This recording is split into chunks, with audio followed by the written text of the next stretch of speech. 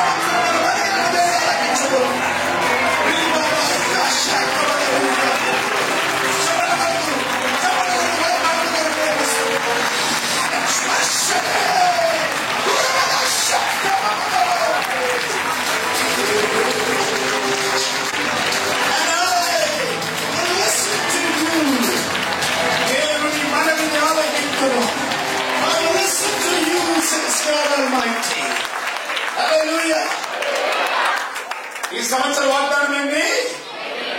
I will listen to you. నేను మీ మనవిని ఆలకిస్తాను. ఈ మాట ఎవరు వినకపోవచ్చు, నేను ఎవరు పట్టించుకోకపోవచ్చు. నీ ఆర్తనాదం, నీకున్న అవసరం, నీకున్న అక్కర్లలో నీ మాటలు ఎవరూ వినకపోవచ్చు, నిన్ను పట్టించుకోకపోవచ్చు. కానీ మనం ఆరాధిస్తున్న దేవుడు, మనం ఆరాధిస్తున్న దేవుడు మనల్ని దీవించే దేవుడు. మనం నమ్ముకునే దేవుడు ఈ సంవత్సరం మనం మనవిని ఆలకిస్తాడు, మనం మనల్ని వింటాడు.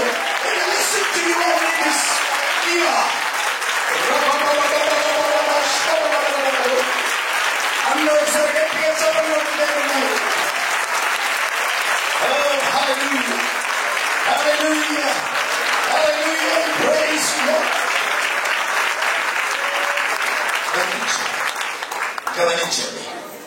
గమనించండి ప్రియుల, నేను వింటాను. అందుకని నీ కష్టాన్ని మనుషులతో చెప్పుకోకు. నీ కష్టం నీ గుండెల్లో పెట్టుకొని ఏడుస్తూ ఉండబాకు, దుఃఖపడుతుండబాకు. బర్స్ట్ అవుట్, నోరు తెరిచి జీవుల దేవుడి వైపు చూసి మొరపెట్టు. నీవు చేసే ప్రతి మనవిని ఆయన వింటాడు. మనం చెప్పినప్పుడు, మన కష్టాలు చెప్పినప్పుడు ఇద్దరు వింటారు. ఒకటి దేవుడు వింటాడు, మనుషులు వింటారు. ఎవరు వింటారు చెప్పండి? దేవుడు వింటాడు. రెండోది ఎవరు? మనుషులు వింటారు. చెప్పండి, వింటారు, ఏమి చేయరు. వాళ్ళు వింటారు, ఏమి చేయరు. మన దేవుడు వింటాడు, విన్నట్టుగా చేస్తాడు. ఒక వాగ్దానం దీంతో కూడా కనెక్ట్ అయిన ఒక వాగ్దానం. మనము అడుగు వాటికంటే, ఊహించు వాటికంటే అత్యధికంగా చేసేవాడు. హల్లెలూయా, హల్లెలూయా. ఈ సంవత్సరం నీ కష్టాలు తీర్చని మనుషుల దగ్గర పోయి నీ కష్టాలు చెప్పుకోబాక. నీ కష్టాలను విని దానికి పరిష్కారం ఇచ్చేవాడు, విడుదలించేవాడు, నిన్ను బలపరిచేవాడు, నీకు రక్షణ ఇచ్చేవాడు, ప్రాణానికి ప్రాణంగా నిన్ను ప్రేమించేవాడు నీ మనవిని వింటాడంట. రెండు చేతులు ఎత్తుదమా ఈ సంవత్సరం. ప్రభా, నాకు ఈ కష్టాలుంది. ఈ కొత్త సంవత్సరంలో చేతులెత్తి ఉద్యోగానికి ప్రభు, నా పిల్లలు బాగా చదువుకోవాలి, నా కొడుకు మారాలి, నా భర్త మారాలి, నా భార్య మారాలి, నా కుటుంబం అద్భుతం చేయమని నీకు ఏ మనగేందో ఈ మొదటి పూట, మొదటి గంటలో ప్రారంభిస్తున్నాను. God is listening to what you say. He's very carefully listening to what you say tonight. I'm excited, I'm excited. అద్భుతం జరిగించండి, అద్భుతం జరిగించండి.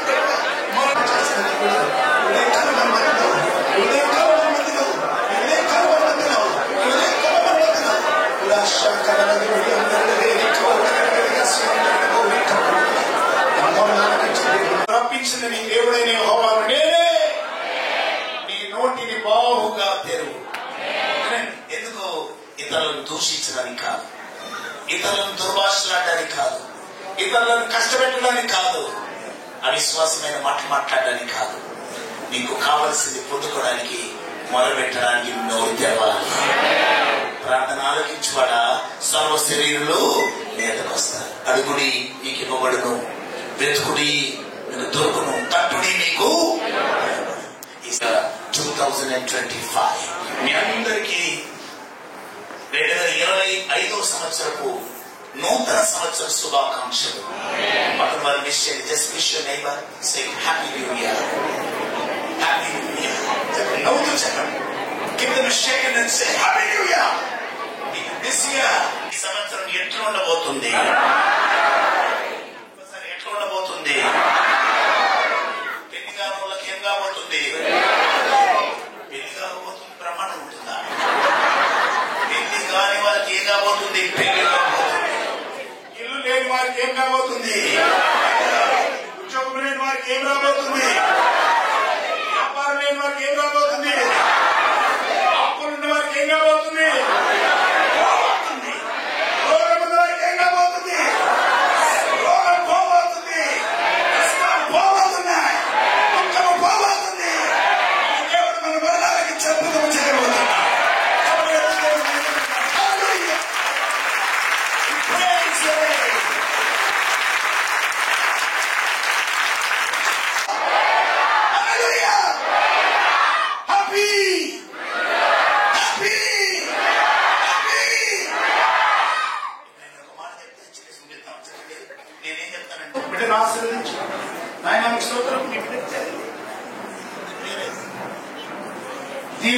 ప్రార్థిస్తున్నాం. దీవెన కూడా ఈరోజు బర్త్డే. ఇంకా ఎవరికల్లా ఈరోజు పుట్టిన దినముందో వారందరినీ దీవించండి. నీ కృపలో బలపరిచి సాక్షిగా నిలబెట్టండి. మేమందరం నీ కృపలో ముందుకు సాగుతూ ఆయన ఆరోగ్యంతో బలపడే కృపనిమ్మని, దగ్గరున్న దూరం ఉన్న నీ యందు దీవెనకరమైన వీళ్ళందరినీ ఆశీర్వదించు. సన్నిని దీవెనను ఆశీర్వదించి భాగ్యం ఉన్నాయి. యేసు నామములో ప్రార్థించి దీవెనలపై పొందుతున్నాము తండ్రి.